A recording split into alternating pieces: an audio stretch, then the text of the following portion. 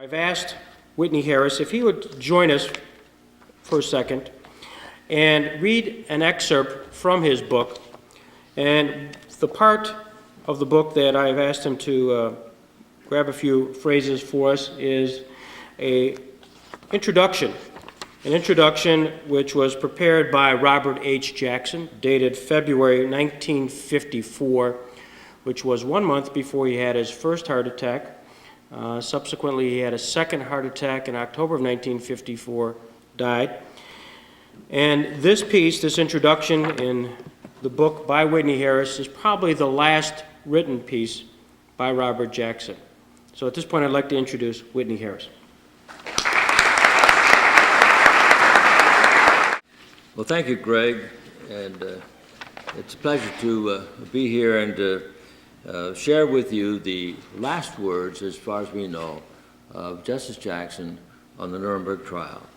He said, "If mankind really is to master its destiny or control its way of life, it must first find means to prevent war. So long as it cannot, war demands will dictate the course of our collective and individual lives.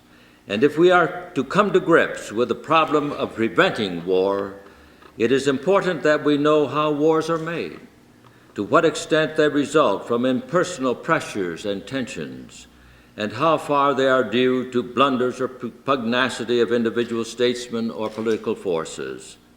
Never have the archives of a belligerent nation been so completely exposed as were those of Nazi Germany at the Nuremberg trial. In its preparation, over 100,000 captured documents were screened, about 5,000 were translated, and over 4,000 were used in evidence. Some of these ran to several volumes. They were not old records dragged to light by a subsequent generation which knew not how to value them. They were laid out in a courtroom before the very highest of their surviving authors, who, with able counsel and first-hand knowledge, subjected them to correction, explanation, and attempted justification. The result is a documentation unprecedented in history as to any major war. Lord Acton, in his inaugural lecture as a professor of history at Cambridge, said, "We are still at the beginning of the documentary age, which will tend to make history independent of historians." It may be doubted whether we are more independent of historians, however, when such an avalanche of documents descends upon the world, that their meaning and import can be learned only from fair and intelligent arrangement, condensation, and interpretation. This, in a hurried and partisan way, both the prosecution and the defense attempted to do as part of the trial. But as record of 42 volumes is too vast, detailed, and disjointed for general study. Now Professor Harris, by scholarship and experience admirably qualified, in the calm of the intervening years, has prepared a factual summary of the evidence that is objective, accurate, and comprehensive. It constitutes a report of the Nuremberg post-mortem examination of the Nazi regime and its part in causing World War II. Our enlightened century twice has seen the Western peoples array themselves into hostile camps, each dedicated to the exhaustion and destruction of the other. Each side has been more successful in the infliction of injury on the enemy than in improving its own position. They have bled each other to such low vitality that the East has been left ascendant in the world balance of power. Certainly that mixture of legal principles and diplomatic practices, which we call international law, has demonstrated to Western statesmen by successful experiences that arbitration can be an honorable and a civilized alternative, better even for the losing party than a successful war. Why then did we have a Second World War? The Nuremberg trial record answers that Hitler, along with some grievances that might have been adjusted peacefully, had as his major policy such ruthless and aggressive objectives that they could not be submitted to any civilized tribunal with the slightest hope it could approve them. He had to win by war, if at all, because he could never win by appeal to reason. Not until the Nuremberg trial disclosed the German archives was it known how cynical and brazen was the Nazi conspiracy for aggression. Of course, in Mein Kampf, Hitler openly declared his aim to acquire more territory and to do it by war. But these only impressed the world as the mad daydreams of one then a prisoner. By April 1939, however, he had seized supreme power in the German state and ordered final preparations for war to begin from September 1, 1939 onward. On May 23, 1939, Hitler secretly reiterated to his high officials his purpose to expand our living space in the East and to attack Poland at the first suitable opportunity. His pact with the Soviet Union made him feel safe in going ahead. On August 22, Hitler again harangued his top civilian and military officials. Destruction of Poland is in the foreground. The aim is the elimination of living forces, not the arrival at a certain line. I shall give a propagandistic cause for starting the war. Never mind whether it be plausible or not. The victor shall not be asked later on whether we told the truth or not. In starting and making a war, not the right is what matters, but victory. Thus the conflagration was set. The rapidity with which the German army swept away opposition showed that Germany was in no danger of attack, for it alone prepared for modern war. Moreover, the Nazi regime, in drawing Germany toward war and in conducting it, had waged the most frightful of the world's persecutions against Jews, Catholics, Protestants, Freemasons, organized labor, and all suspected of pacifist tendencies. It had exterminated human beings by gas chambers, gas wagons, medical means, firing squads, overwork, and undernourishment to the appalling number of 6 million. It has seized, transported to Germany, and impressed into forced labor 5 million more. The magnitude of this planned reversion to barbarism taxes the civilized imagination, and the cruelty of its execution taxes credulity. Few Americans seem now to appreciate that only by the narrowest margin, and largely because of its own blunders, did Hitler lose his war for supremacy of all Europe. But when the war did end successfully, the surviving planners and executioners of this policy were prisoners in our custody or that of our allies. The interests of the United States and the problems of the Nazi war criminals were put into my hands on May 2, 1945. What we should have done with these men is a question always evaded by those who find fault with what we did do.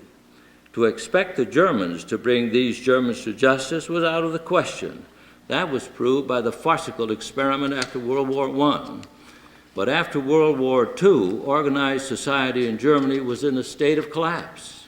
There was no authoritative judicial system except remnants of the violently partisan judiciary set up by Hitler. And Germany's law had been perverted to be a mere expression of the Nazi will. The only course, in my view, was for the victors to behave as civilized victors and take the responsibilities implicit in demanding and accepting capitulation of the whole German state and population. Unless history was to lay the war guilt and the guilt for organized programs of atrocities upon the whole German people, some process must identify those individuals who were in fact responsible and make as authentic record of their deeds. President Roosevelt had steadily and insistently favored a speedy but fair trial for these men, fearful that if they were punished without public proof of their crimes and opportunity to defend themselves, there would always remain a doubt of their guilt that might raise a myth of martyrdom. Secretary Stimson and those associated with him in the War Department had strongly supported President Roosevelt's policy of no punishment except for those proved guilty at a genuine good faith trial. They gave unfailing support to me in trying to carry out that policy. The British and French were persuaded eventually to that view and did their utmost to cooperate in carrying the difficult task to successful execution. The Soviet reluctantly joined. Rosamond says that later Churchill acknowledged to him, "Now that the trials are over, I think the President was right and I was wrong." The policy decision to give a hearing raised problems of the technique to be followed. There was no precedent in legal history, and no lawyer had experience in conducting such a trial. Most lawyers thought it impossible of success. The trial must be conducted by 5 groups of attorneys, each trained in a different system of law and practice. The defense would be in the hands of German lawyers, and their procedure was derived largely from Roman law. The prosecution will be divided among the British, American, French, and Soviet, and the 2 former being practitioners of common law tradition, and the 2 latter both roughly following the Roman system, but with important variations between them. Moreover, the trial required the simultaneous use of 4 languages, German, Russian, French, and English, and none of the lawyers was competent in all those tongues, few in more than one. Because no one insisted that his own practices be wholly adopted, but all agreed that the best features of each system be used, we worked out an amalgamation of continental and common law procedures which enabled the trial to proceed with fair speed and with less bickering over evidence and procedure than is common in most American criminal trials. The German lawyers, too, deserve to have it said that while they objected strongly to the idea of Germans being tried by anybody but Germans or judged by any law except German law, they took a professional attitude toward the trial as a whole and did not endeavor to break up the hearings or cause disorder. The prosecution early was confronted with 2 vital decisions of policy about which there were strong disagreements among members of the American staff. One was whether chiefly to rely upon living witnesses or upon documents for proof of our case. The decision, supported by most of the staff, was to use and rest on documentary evidence to prove every point possible. The argument against this was that documents are dull, the press would not report them, the trial would become wearisome and would not get across to the people.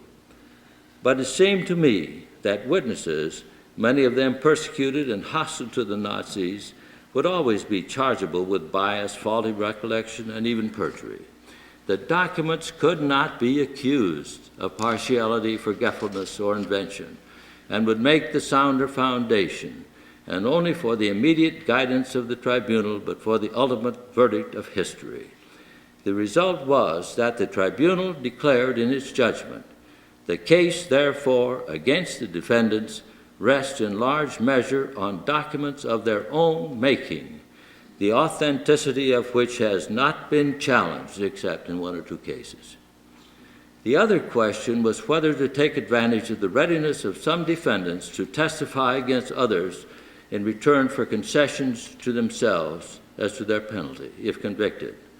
When a defendant is convicted on the testimony of an accomplice who turns state evidence, as we say in this country, it always gives the conviction a bad odor. We decided it would be better to lose our case against some defendants than to win by a deal that would discredit the judgment. We did lose our case against Schacht, against whom testimony might have been obtained by concession, but I still think we made the better choice.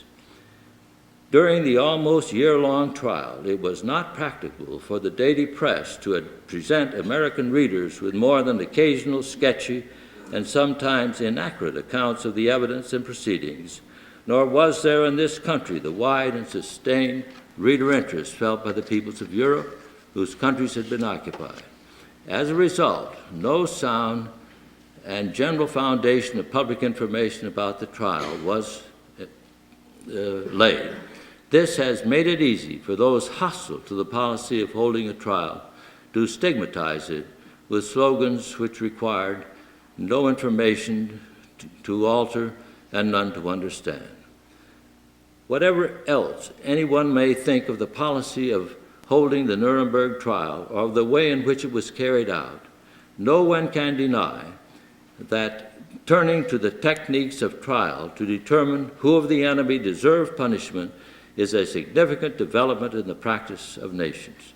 It can be appraised intelligently only with a background of accurate information, which it would be a tedious and long-drawn task to require from original sources. If there is to be any general understanding of the trial, the importance of a summary of its policy, proceedings, and evidence in a single, readable, and reliable volume is apparent.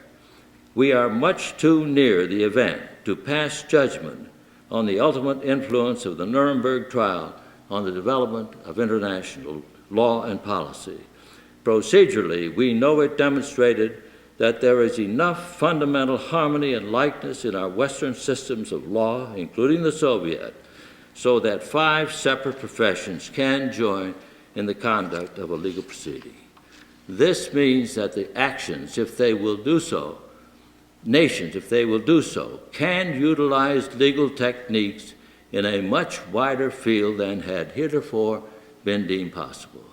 Many mistakes were made. No critic knows that as well as we who were responsible for them. But in an effort so unprecedented, the profession may learn as much from its failures and mistakes as from our accomplishments. The contribution to substantive law may not yet be discernible. The United Nations has given general approval to the Nuremberg principles, though it has not been able to progress with their codifications beyond the point to which they were already codified by the London Agreement and Charter. Meanwhile, these principles are taking their place in the scholarship of international law. It is perhaps significant that despite German dislike for the war crimes trials, Western Germany has embodied in the Bonn Constitution its most basic principles. The London Agreement and the trial pursuant to it started a movement in the world of thought that is deep and enduring. Professor Harris is one of a large staff of men and women who were inspired by the ideals of the Nuremberg effort and whose loyalty and hard work are to be credited with their success in practice. His manuscript teaches me that the hard months at Nuremberg were well spent in the most important, enduring, and constructive work of my life. Robert H. Jackson.